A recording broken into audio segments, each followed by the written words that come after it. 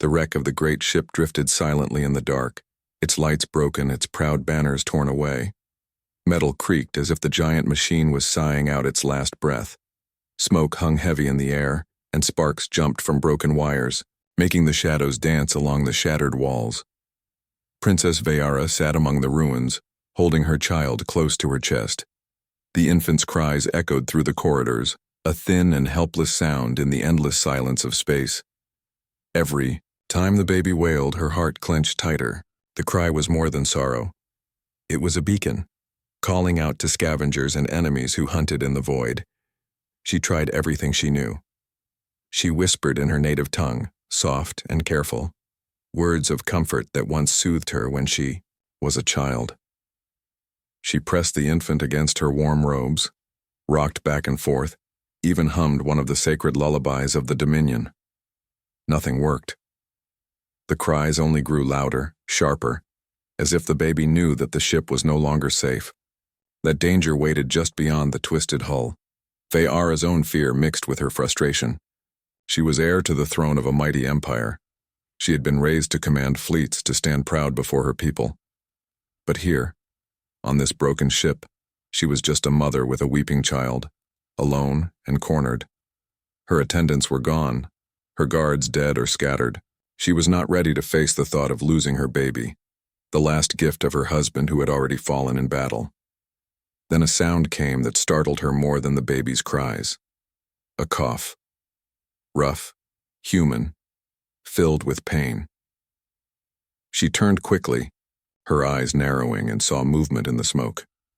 A figure stumbled into view, armor burned and cracked, a weapon hanging loosely in one hand. He was tall, broad-shouldered, his face streaked with soot and blood. A human soldier. Her first thought was suspicion. Humans were fighters for hire, mercenaries often tolerated at the edges of the Dominion. They were known for recklessness, stubbornness, and a lack of refinement. She had never trusted them. Yet this one looked as broken as the ship itself, his chest heaving, his steps uneven. He was no threat, not in this state. Still, she drew the small blade at her belt and held her child tighter. The soldier noticed her, and his tired eyes widened when he heard the wailing baby. He raised his free hand slowly, palm open, a gesture of peace. His voice came out rough, yet calm. "I mean no harm. I heard the crying." Veyara did not answer. She watched him with cold eyes, trying to decide if she should drive him away. The baby cried louder, shrill and desperate. She felt her chest burn with helplessness. The soldier winced at the sound, then took a step closer. "May I?" he asked, nodding toward the child. Veyara almost laughed at the absurdity. Let a human touch the royal heir? It went against every rule of her people. But her arms trembled, her mind torn between pride and despair. She wanted the baby to stop, if only for a moment, if only to breathe. "Stay where you are," she said sharply. Her voice cracked, betraying her weariness. He obeyed, lowering himself slowly to one knee, as though kneeling before a queen. His weapon lay forgotten at his side. Then, in the stillness, he began to hum. It was a strange sound, low and steady, carrying no words she knew. Just a pattern, a rhythm, like the heartbeat of a calm giant. The melody was simple, almost plain, but there was a warmth in it, something human and raw. The baby's cries faltered. The tiny head turned toward the sound. Then, to Veyara's astonishment, the crying stopped. The silence was so sudden that her ears rang. She stared down at her child, wide-eyed. The infant was quiet, breathing softly, small hands clutched against her robes. All because of a human's hum. Her throat tightened. For days she had tried everything, and nothing had worked. And now this broken soldier, with no tools, no training in her culture, had succeeded. "How?" she whispered, unable to finish the question. The soldier gave a tired smile, still humming. He shrugged weakly. "Babies don't care about empires. They just need comfort." Veyara looked at him, torn between disbelief and a reluctant flicker of gratitude. The image of him kneeling there, soot-covered and half-broken, humming to a child who was not his own, struck her in a way no speech or gesture of her court ever had. For the first time since the attack, she allowed herself to hope. The wreck groaned, again, drifting deeper into the void. Danger was still near, but something had changed in that ruined chamber. An heir of the Dominion had stopped crying, and a human soldier had shown her a truth she had never imagined. The silence felt like a fragile gift, one that could shatter at any second. Princess Veyara held her child close, still watching the human soldier with suspicion. The infant's breathing was steady now, no longer broken by cries. For the first time since the wreck, the princess could hear her own thoughts without the desperate sound of her baby's wail filling the air. The soldier's humming faded, but the baby did not cry again. He rested back against a broken wall, his face pale under the dirt and burns. His armor hung in pieces and one of his arms trembled as he tried to keep it steady. Yet there was calm in his eyes, the kind of calm that came from years of facing. Worse than this, Veyara wanted to ask him many questions, but pride chained her tongue. Why had he helped? How had he known what to do? Humans were not healers or caretakers in her people's stories. They were seen as fighters, stubborn and reckless, and yet her child had answered to him when nothing else had worked. "You should not have touched him," she said finally, her voice sharp though her heart was uncertain. "He is heir to the throne, he is not for human hands." The soldier gave a faint, tired laugh, though there was no mockery in it. "I didn't touch him, princess. Just sang. That's all." His voice lowered, softer now. "My little sister used to cry like that, back home. Nothing would quiet her until I hummed. Guess some things work no matter the species." The words were simple, but they struck her deeper than she wished to admit. She looked down at her child again, asleep now in her arms, peaceful at last. For a moment, she allowed silence to rule the chamber again. The hum of broken systems filled the space, the slow leak of air somewhere far off. The ship was dying, and they were drifting into uncertain territory. "You survived the crash?" she asked, her tone still guarded. He nodded, shifting his weight with a small grunt of pain. "Escort ship went down with yours. Most of my squad didn't make it. I crawled through half the wreck before I found this section." He looked at the baby, then at her. "Didn't expect royalty." Her chin lifted. Even beaten and stranded, she would not let her pride falter before a human. "I am Veyara of the Dominion. This is my son. You will treat him with respect." The soldier bowed his head slightly, though the movement seemed to cost him strength. "Name's Marcus Hale, Corporal, Human Defense Corps. And don't worry, Princess, I'll treat him like my own blood." The words came simply, but they carried a weight that unsettled her. He had no reason to say them, no oath binding him to protect her child. Yet he spoke as if it was the most natural promise in the world. When the baby stirred again, Veyara tensed, fearing another storm of cries. But Marcus hummed once more, and almost instantly the infant calmed. The princess's eyes widened at the sight, a small shock running through her chest. She hated to admit it, but the human's presence had already become useful. As time passed, she noticed more. The air in the chamber grew colder, and Marcus noticed first. He pulled off a piece of cracked plating from his armor and shifted it to block the draft. When sparks threatened to catch the fabric of her robes, he crushed them under his hand without hesitation. His actions were quick, clever, and strangely resourceful. Veyara watched him closely, her mind caught between her old beliefs and what unfolded before her eyes. The Dominion always taught that humans were lesser, creatures of muscle, not of mind.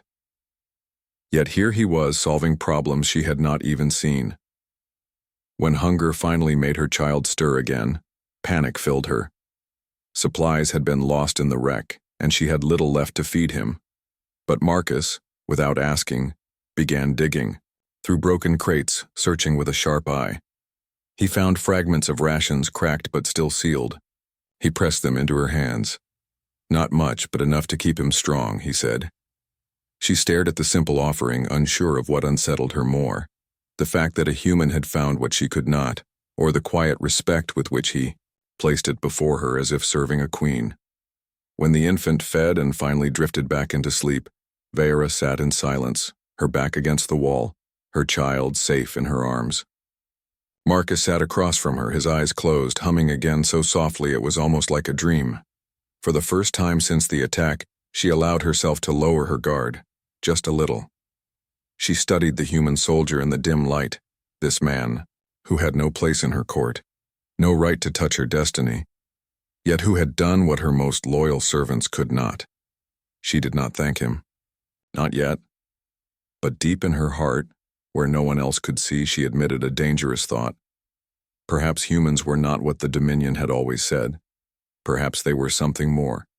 The ship drifted on, wounded and silent, carrying with it a princess, her child, and the one human soldier who had changed everything with a song. The wreck drifted quietly through the endless dark. Hours passed, though it was hard to measure time without working systems. The only lights were the weak glow of damaged panels and the faint shimmer of stars outside the torn hull. Princess. Fayara sat with her child, her eyes heavy but her mind sharp, always on guard. Across from her, Marcus Hale leaned against a wall, his armor scraped and scorched, yet his gaze steady. Every sound in the broken ship felt louder than it should have, the groan of metal, the hiss of a leaking pipe, the faint rattle of shifting debris. Fayara's people would come eventually. She told herself this again and again, but rescue was not certain, not out here, not in the border regions where scavengers prowled like wolves. She hated the thought, but for now her survival rested on the presence of one human soldier. The child stirred again, small cries breaking the uneasy silence. Marcus sat up quickly, though his body moved with a stiffness that betrayed pain. Without hesitation, he began to hum that strange human tune, the one that seemed to work like magic. The infant settled, and Vayara found herself watching with conflicted eyes. It was almost as if her son trusted the human more than he trusted her, and that thought cut deeply at her pride. "Your people use songs for this?" she asked, her voice softer than before. Marcus shrugged. "Not just songs. Sometimes it's the rhythm. Babies don't understand words, but they know a voice. They know when someone's calm. Makes them feel safe." "Strange," she said, though inside she wondered if it was really strange, or simply something she had never allowed herself to see. Marcus did not argue. Instead, he shifted his focus back to the damaged corridor. He studied the twisted panels, the failing lights, the sharp edges of broken metal. His eyes moved like a man planning, not just waiting. Vayara realized then that he was not the type to sit idle and hope for rescue. He was searching for ways to survive. Soon he stood and began pulling scraps of material together. With a piece of metal here and some wiring there, he built a makeshift barrier to block the draft of cold air. He adjusted the broken panels to form a crude shelter, protecting the space where she and her child rested. His hands were rough, his tools nothing more than shards of wreckage, yet his work was clever. "You waste your strength," she said, though there was no sharpness in her tone. He glanced back at her, a faint smile on his lips. "Strength means nothing if the baby freezes. Better to waste it now than later." She lowered her gaze, pretending not to be moved by the words. Yet inside something shifted again. Her attendants, skilled and trained, had been unable to keep her child safe in the chaos of battle. But this one human, tired and bleeding, found solutions out of nothing. When hunger came once more, Marcus searched again. He cracked open sealed panels, pulling out fragments of survival packs hidden in the walls of the ship. He shared them without hesitation, passing them to her first. "Humans need food too," she reminded him, suspicious of such selflessness. "I'll manage," he said simply, biting into the smallest piece and saving the rest for her and the baby. Vayara studied him with narrowed eyes. "Why? You owe me nothing. You owe him nothing." Marcus looked at her for a long moment, his expression unreadable. Then he said, "A baby's a baby. Doesn't matter what world it's from. If I can keep him alive, I will. The words echoed in her mind. In her culture, loyalty was tied to duty, to rank, to bloodlines. Humans, it seemed, followed something else entirely, something less logical, yet somehow stronger. Time stretched on. Together they moved through other sections of the wreck. Marcus led the way, checking for hazards. He showed her how to step, lightly over broken supports, how to breathe shallowly when smoke grew thick, how to listen for the faint hiss of leaking gas. She had never needed such lessons before, but she followed without complaint. At one point, when a ceiling beam gave way and nearly crushed her, Marcus shoved her aside, taking the brunt of the fall on his shoulder. He grimaced but kept moving. Veyara froze, stunned by the reflex. Her guards had been sworn to protect her, but they had been trained for it. This human acted out of instinct, not duty. When they finally returned to their small shelter, she sat in silence, holding her child close. Marcus leaned back, his breathing heavy, his shoulder clearly in pain. He said nothing about it. He only closed his eyes for a moment and hummed again, calming the child back into sleep. In that quiet moment, Veyara felt the weight of her old beliefs pressing against the reality before her. The Dominion called humans reckless, undisciplined, beneath the notice of noble blood. Yet this man had done more in a single day than any of her courtiers could have done in a lifetime. She did not thank him. Not yet. But as she listened to the soft hum filling the broken chamber, she allowed herself to think a dangerous thought. Perhaps her empire had underestimated humanity. Perhaps in their fragility, they carried a strength her people could never understand. The ship drifted farther into the dark, carrying with it a secret alliance born not of politics or power, but of survival, instinct, and the quiet song of a human soldier. The wreck floated silently through space, but silence did not mean safety. In the endless dark, other ships hunted, scavengers, raiders, and those who lived like vultures off the remains of battles. Princess Veyara felt it before she saw it, a change in the ship's shudder, a faint echo through the hull, a vibration that did not belong. Her body went tense and her arms clutched her child tighter.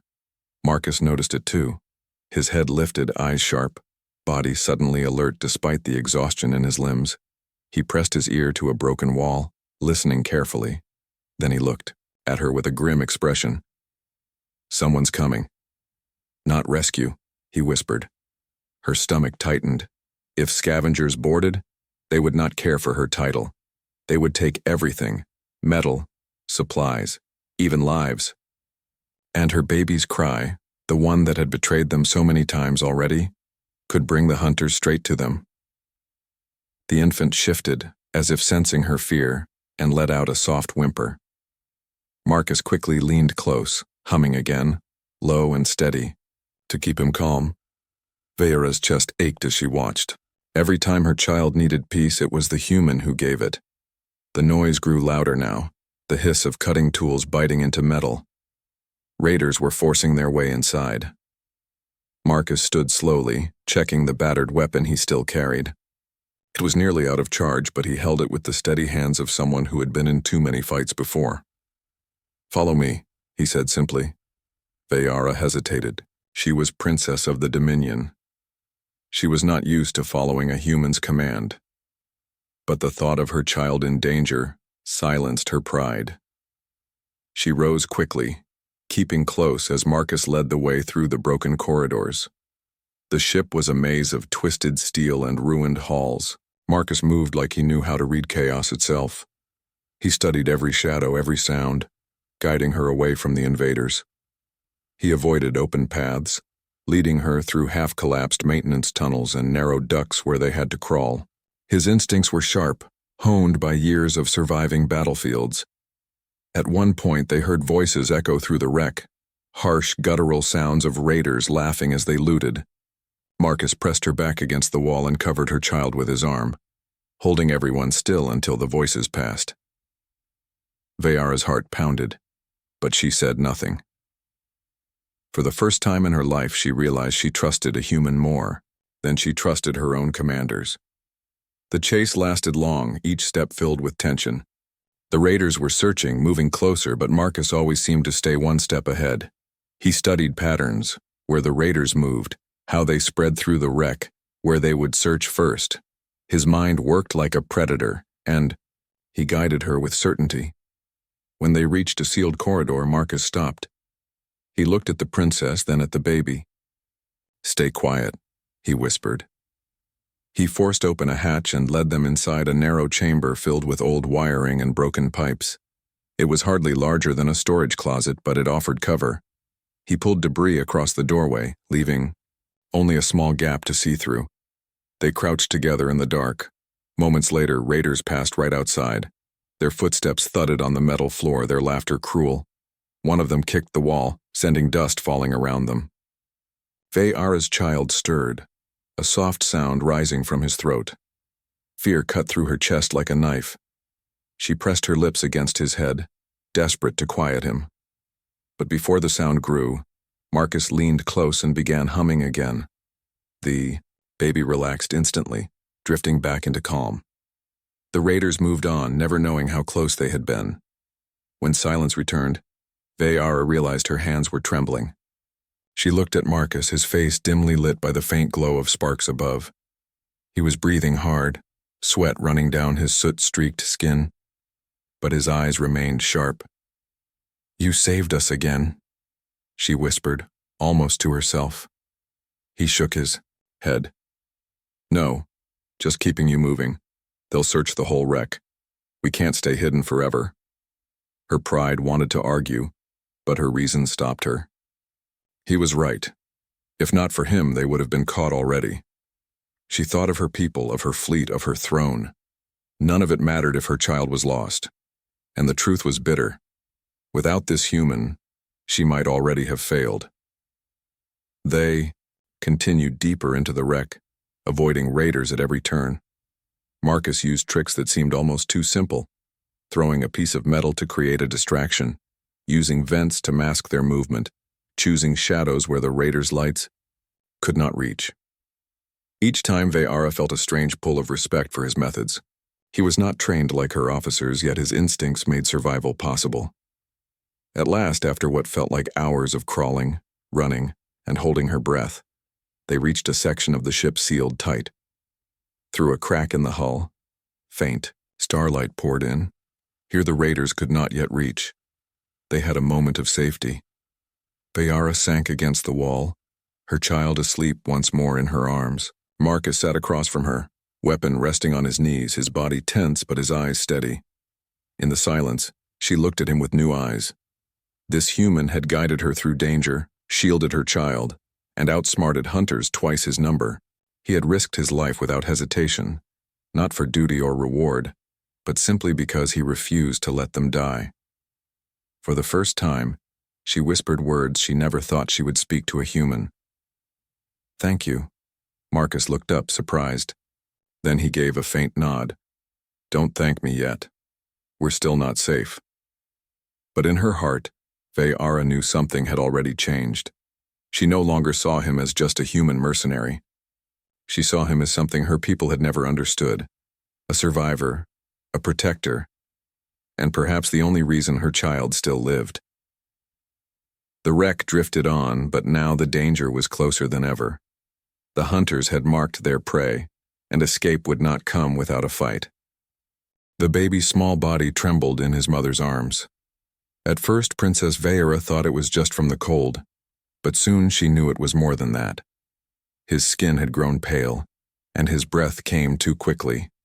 Fear dug its claws into her chest. Her people's medicine was advanced, but she had none of it here. The wreck had little more than scraps, and the few survival packs Marcus had found were already nearly gone. Her son whimpered, weak and restless. Veyara's heart cracked as she tried everything she knew, adjusting his blankets, warming him against her chest, whispering the lullabies of her bloodline. Nothing worked. His cries were not the strong, sharp sounds from before. They were soft, fading, almost fragile. Marcus noticed at once. He crouched near, his brow furrowed. He touched the baby's tiny hand gently, careful as if afraid of breaking something precious. "He's not just tired," Marcus said quietly. "He's sick." The words made Vayara's heart pound harder. You don't know that. She snapped, though her voice trembled. You are not a healer. Marcus did not argue. He looked at the baby with steady eyes, the kind that had seen too much suffering before. I've seen this. Not exactly the same, but close. On one world, newborns got sick breathing the wrong mix of air. Their bodies couldn't handle it. We used a trick to help them breathe easier. Vayara stared at him, torn between disbelief and desperate hope. A trick? With what? You have nothing. Scraps are enough, he said firmly. If we wait, he won't last. We have to try. Her pride screamed to refuse. Her bloodline carried knowledge beyond human reach. How could she let a soldier of another race handle her child's illness? But her pride was worthless compared to the small life in her arms. She saw the calm determination in Marcus's eyes and felt her last defenses break. She gave a single nod. Marcus went to work quickly. He scavenged through the wreck, tearing open panels and pulling apart wires. He took strips of cloth, melted, plastic, and broken filter parts. His hands were rough, but his movements were steady, shaped by years of survival. Piece by piece, he shaped something small and strange. A mask, a tube, a filter patched together with whatever he could find. Vayara held her child close, whispering soft prayers she had never spoken aloud before. She watched the human build, her chest twisting with fear. At last Marcus returned, holding the crude device. It looked fragile, almost laughable beside the memory of her people's advanced machines. Yet there was something in his eyes that told her this might work. I'm going to fit this over his face, Marcus said gently. It'll help him breathe cleaner, easier. It's not perfect, but it might give his body the strength to fight. Her throat was dry. She looked at the device, then at her child. Every instinct told her not to trust a human's scrapwork. But then her son coughed weakly, a sound so small and painful that it tore through her heart. She closed her eyes, nodded, and whispered, "Do it." Marcus moved with surprising gentleness. He placed the mask over the baby's tiny mouth and nose, checking the seals. He adjusted the tubing, then guided Vayara to hold her child at a careful angle. For long, agonizing moments, nothing changed. Then the baby's breathing slowed. The frantic gasps softened, became steadier, deeper. His small chest rose and fell with more strength than before. The weak cries faded, replaced by quiet, calm breaths. Vayara's eyes filled with tears. Relief crashed over her like a wave. She held her child close, feeling his warmth return little by little. She looked up at Marcus, her voice breaking. You saved him." Marcus sat back, sweat shining on his forehead, his hands trembling now that the work was done. He gave a faint smile. "No, he saved himself. I just gave him a chance." But Vayara knew better. Without him, her son would already be fading into silence. She felt a storm of emotions inside her. Gratitude, shame, awe. Her people had called humans reckless, primitive, a species meant only to fight for scraps. Yet here one stood, who had saved the most important life in the Dominion with nothing but scrap metal and stubborn will. Her voice dropped to a whisper. "I have misjudged your kind." Marcus shook his head. "I'm not my kind. I'm just one man. Don't give me more credit than I deserve." But Vayara held his gaze, her heart heavier than before. She realized it wasn't just the baby he had saved. He had saved her hope, her strength, her will to keep moving forward. As her child slept peacefully at last, she looked at Marcus with new eyes. For the first time, she wondered if this human soldier was not only her protector, but also the bridge to something greater than either of their worlds had ever known. The wreck groaned again, drifting on. Outside, the raiders still hunted. But inside that broken hull, a miracle had happened. A fragile life had been pulled back from the edge, not by machines or royal blood, but by the stubborn, tender hands of a human soldier. And Vayara knew, deep in her heart, that everything had already begun to change. The stars shifted outside the broken hull, and with them came the bright gleam of ships.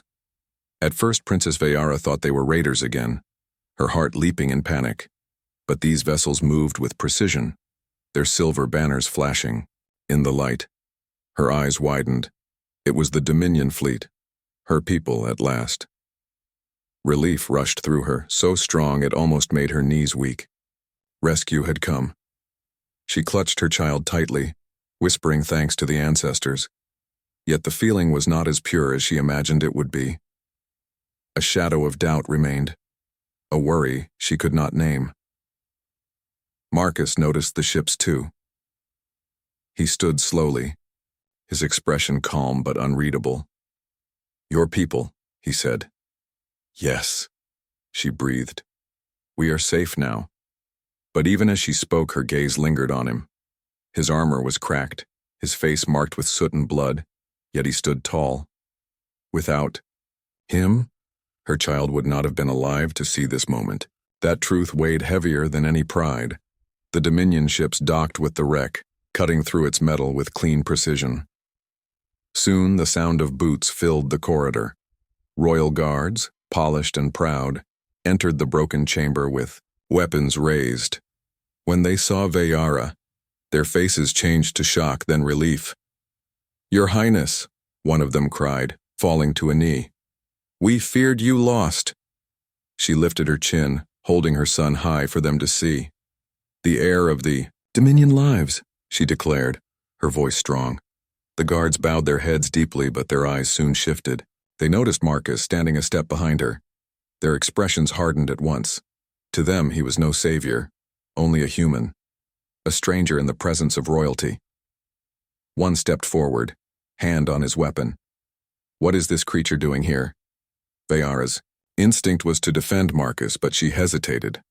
Her entire upbringing told her to separate herself from him now, to return to her people's care and leave the human behind. She looked at Marcus, who stood silently, his weapon lowered, making no move to argue for himself. He expected nothing.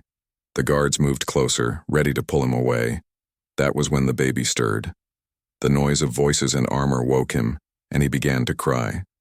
The sound filled the chamber, loud and desperate, the very same cry that had haunted Vayara since the wreck began. The guards froze, unsure what to do. They had no training for this.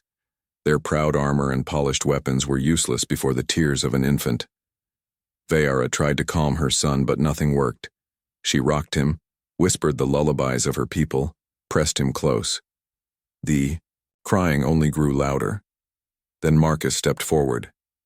His eyes softened, and he hummed the same tune he had sung so many times before. The baby's cries faltered, then stopped, replaced by calm breathing. The chamber fell into silence again. The guards stared, stunned. Never had they seen such a thing. A human, dirty, broken, a soldier of no rank, had silenced the royal heir with nothing but his voice. One of the advisors who entered behind the guards looked at the scene with disgust. He stepped forward quickly, his voice sharp. "Your Highness, this is unacceptable. The child has been touched by human hands. For his safety and honor, the soldier must be removed at once. We cannot allow this insult to the bloodline." Vayara's body tensed. For a moment she almost agreed, almost let her old training answer for her. But then she looked at Marcus. Again. She remembered him building shelter out of nothing, carrying her through the wreck, saving her son from sickness, protecting them both with every breath he had. The advisors and guards did not know the truth. They had not seen what she had seen.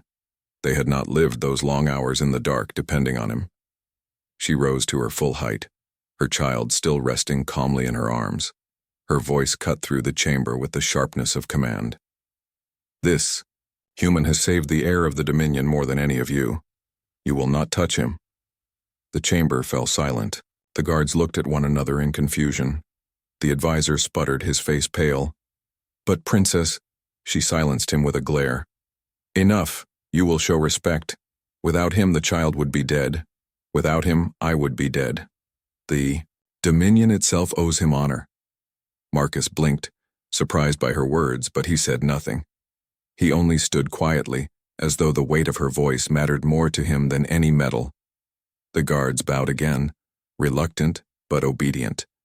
The advisor looked furious, but even he could not challenge the princess before so many witnesses. As they prepared to lead her to safety, Veyara stayed close to Marcus. She felt the eyes of her people on them, whispers already spreading. She knew what they thought, that a princess should not stand beside a human soldier, that it was shameful, that it was wrong. But when she looked down at her child, asleep once again because of Marcus's lullaby, she knew the truth. It was not shameful. It was not wrong. It was fate. For the first time in her life, she spoke not as a princess, but as a mother. "He stays with me," she said. "He is under my protection." The words were dangerous, she knew. They would cause scandal in the Dominion court. But she did not care. In her heart, she understood something her people had forgotten. Strength was not only in fleets and thrones. Sometimes it was in the hands of those no one expected. As they walked together toward the waiting ships, Marcus at her side, the stars burned bright above them. A new path had opened, one she had never imagined, and it had begun with a human soldier who hummed a simple song. The Dominion flagship was far different from the broken wreck Marcus and Veyara had survived in. Its halls gleamed with polished silver, its banners hung high, and every step echoed with the pride of an empire. Yet for all its beauty, Veyara felt strangely uneasy. She carried her child through the grand corridors, surrounded by guards and advisors who whispered behind her back. Their eyes lingered not on the infant heir, but on the man who walked at her side. Marcus Hale, a human soldier, with torn armor and soot still on his skin, did not belong in such a place. The courtiers made their disapproval clear with every glance. When they reached the throne chamber, the full court awaited her. Nobles in fine robes, commanders in shining armor, and advisors lined the hall. Gasps filled the air when they saw her alive with the child in her arms. Joy and relief spread quickly, but it shifted to confusion the moment they noticed Marcus behind her. The High Chancellor stepped forward, his voice echoing. "Princess Veyara, heir to the Dominion, by the will of the stars you live. We rejoice in your return." His eyes narrowed as they fell on Marcus. "But what is this human doing at your side?" Veyara stood tall, her chin lifted with pride. "This man saved me. He saved the heir. Without him, neither of us would stand here today." Whispers spread through the court like fire. Some looked horrified, others doubtful, and a few curious. The Chancellor frowned. "Your Highness, humans are mercenaries. Tools of war, nothing more. Surely you do not mean to honor him publicly." Her child stirred, a soft whimper escaping his lips. The court grew tense, waiting, and then Marcus did what he had always done. He hummed his low, simple tune. Before the eyes of the Dominion's highest court, the infant quieted in his arms, resting peacefully. The silence that followed was heavier than steel. Every noble, every commander stared in shock. None of their proud traditions, none of their wisdom had calmed the child. Only the human soldier's song. Veyara's voice rang out clear. "You see it with your own eyes. He has done what none of you could. He has kept the future of our empire alive." The Chancellor's face twisted. "This is dangerous. To raise a human so close to the throne." "It is not danger," she cut in, her tone sharp as a blade. "It is truth. The Dominion will not hide from truth." She looked across the hall, her gaze hard. "This man is not a tool. He is not beneath us. He is Marcus Hale, and he is owed honor greater than any of you." The chamber erupted in arguments, voices rising like a storm. Some shouted in outrage, others demanded silence. Through it all, Marcus stood still, his expression calm. He did not argue, did not defend himself. He had no need. Her words were enough. At last the infant gave a small sound, and the hall fell quiet again. Veyara used that silence. "I will decide who guards my child. I will decide who stands at my side. And I choose him." The statement could not be withdrawn. It was now law. For a long moment, no one dared to speak. Then, slowly, one commander bent his knee.